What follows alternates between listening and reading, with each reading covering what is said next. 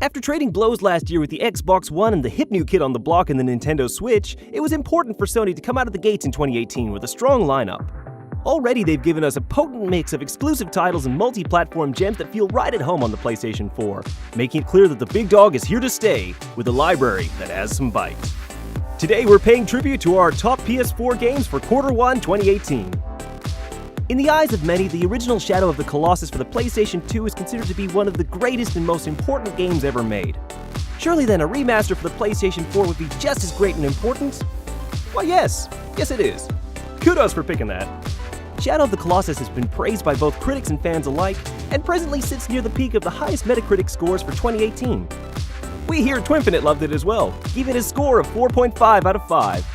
In case you've been living under a rock and never played the original, the story follows the exploits of the aptly named Wanderer as he traverses around a strange forbidden land in search of colossi to smack about.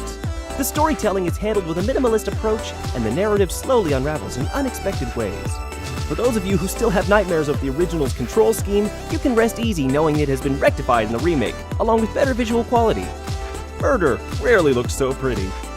Whether you missed out the first time on the PS2, or you just want to revisit an all-time classic, The Shadow of the Colossus is well worth your time and among the best PS4 games so far this year.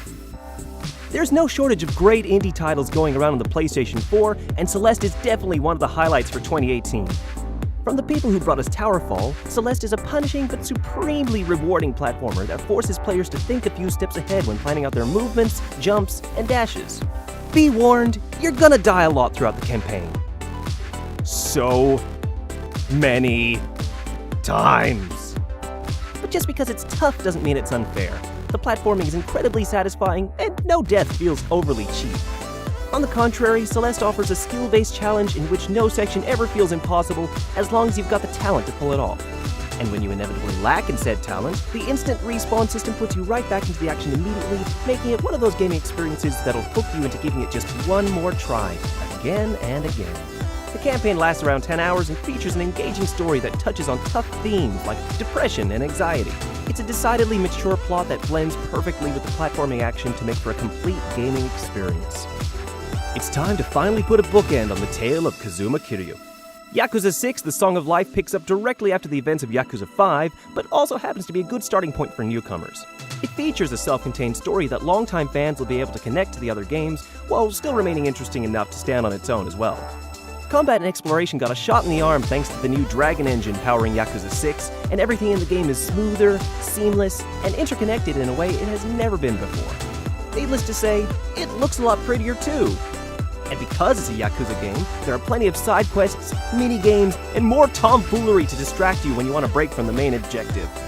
Sure, maybe there's some dangerous criminal out there that has to be taken out, but sometimes you have a serious longing for karaoke, and when you are roaming the streets of Japan, it's impossible to pass it up. Who's to say it isn't just as important? There's something about playing with a friend in the same room that just can't be replicated online.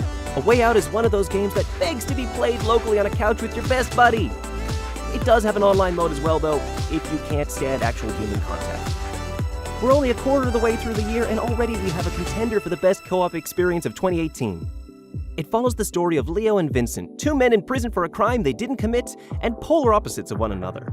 They have completely different motivations and personalities, but find themselves forced to work together if they ever want to see the outside world again. There aren't a lot of games out there like A Way Out, and if you have a friend to play with and want to tackle a great co-op game and story together, it's a must-try. Plus, Connect 4! Woo! Yeah! Finally, we arrive at Ni no Kuni 2 Revenant Kingdom. Blessed by the Twinfinite staff with a rare 5 out of 5 exemplary score, Revenant Kingdom is one of the best JRPGs to come out this generation, improving and adding onto so much of what the first game got right. The combat system received an overhaul this time to be more action-packed, with similarities to the battles in Kingdom Hearts, just without Donald Duck's incessant quacking.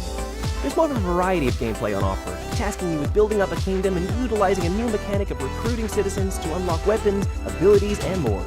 Of course, the game's music and visuals are gorgeous, and coupled with storytelling, that's a step up from the original. Basically, if you're a JRPG fan, you own a PS4, and you haven't played Ni no Kuni 2 yet, then get on it. ASAP. Games like this just don't come around that often. You can check out the full review on twinfinite.net, as well as our lists for the top Quarter 1 games for Xbox One and Nintendo Switch, and all kinds of great gaming and anime content.